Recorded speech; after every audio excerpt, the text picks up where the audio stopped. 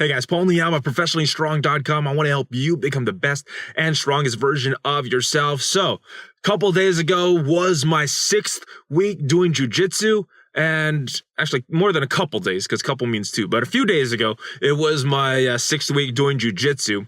And if you haven't seen any of these videos before, what I try to do is relate my new person experiences in Jiu Jitsu and kind of some thoughts that are going to my head and try to bring it back to a workout setting to help people that are trying to work out and get in shape and get some good results. So what am I thinking about this week? Well, my knee, if you followed any of my previous journey through Jiu Jitsu, I don't know what to call this. If you followed any of the previous ones, my knee's still bothering me. I've had surgery on it almost a year ago at this point, and ACL redone, has a cadaver in there, but I have no meniscus. So I'm beginning to think maybe because there's no meniscus for that padding, just bone on bone, maybe I'm just gonna have to deal with the pain and just kind of keep working through it, which I've been doing. I don't know if it will ever go away just because that important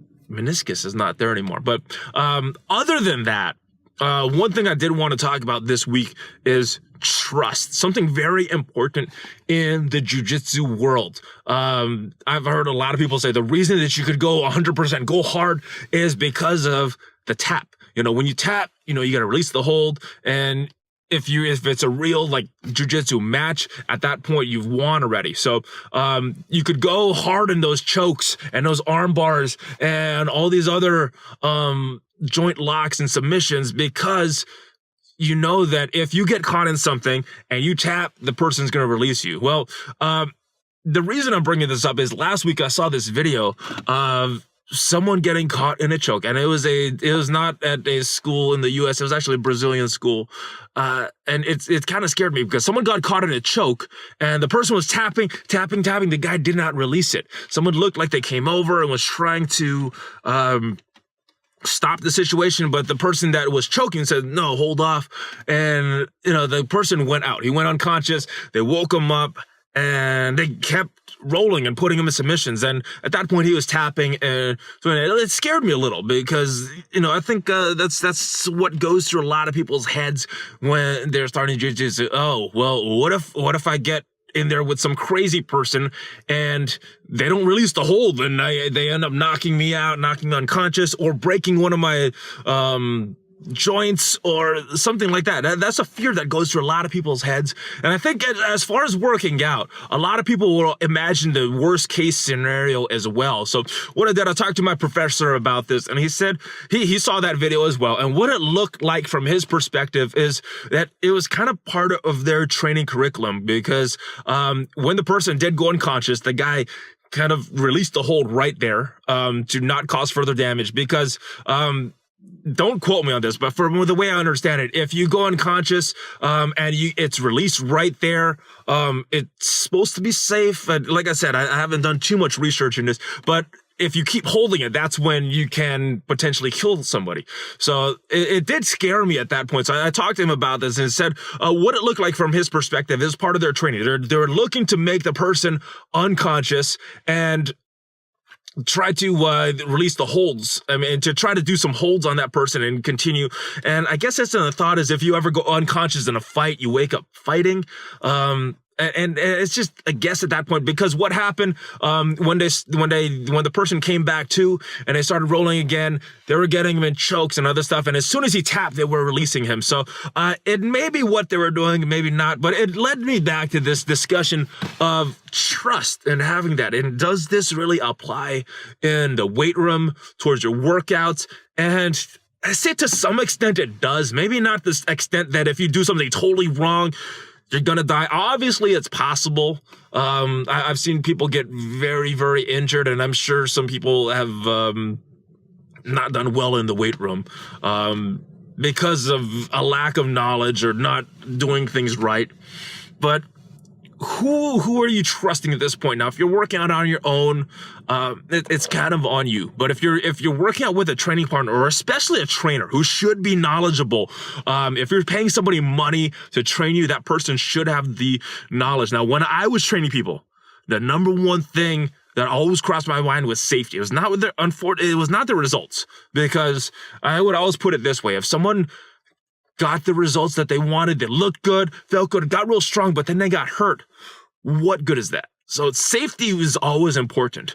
Now, when you first start working out, you're gonna get a little sore, and that's kind of something you just got to deal with. But as far as injury, where you're debilitated for a long time, not good. I want to avoid that as much as possible.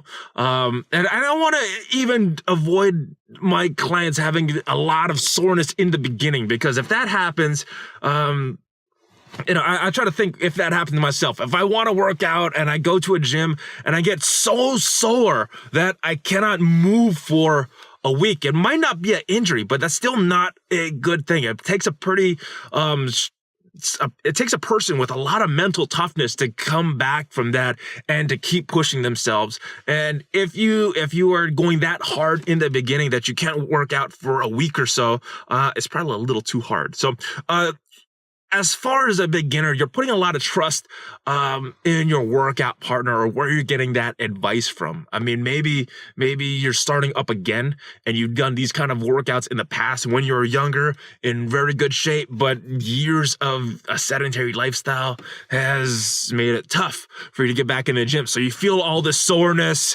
and say, I used to do that, it was so easy. And then I come back and I feel all this soreness. So, as far as the trust, you need to have a trainer or workout partner that does have some knowledge, especially if you have very little knowledge yourself, and you want to get good advice. Now, how do you know that you're getting good advice? It's kind of a tough question, because when I talk to someone, I could tell if that person is full of it or they know what they're talking about. But as far as someone very brand new, what do you look for? Well, if it was me, I would think the number one thing I want to look for is someone that values safety above anything else. Obviously, you want results. You're not working out for nothing. But like I said, if you get hurt, what good is that? So safety should be number one in any workout. But there's also a dichotomy that you need to balance that with pushing yourself, because if you're just concerned about safety and never ever push yourself, you're never challenging your body and you're never gonna get better. So you do need to have that safety with that push, with that little bit extra to push your body. And then especially in the beginning, not as much as you've been doing it for a while, but especially in the beginning, you don't want to push so much that you're out for a week, and not because of injury, just because it's sore. So you need to find that balance. And when I'm working out on my own, or working out specific exercise, especially the bench press, most everything else, if I can't complete a lift, it's not that dangerous. But a bench press with that bar across your chest, if you can't get that up, you really need someone to watch you with that. But so what do you look for? Again, I'm getting distracted. All right.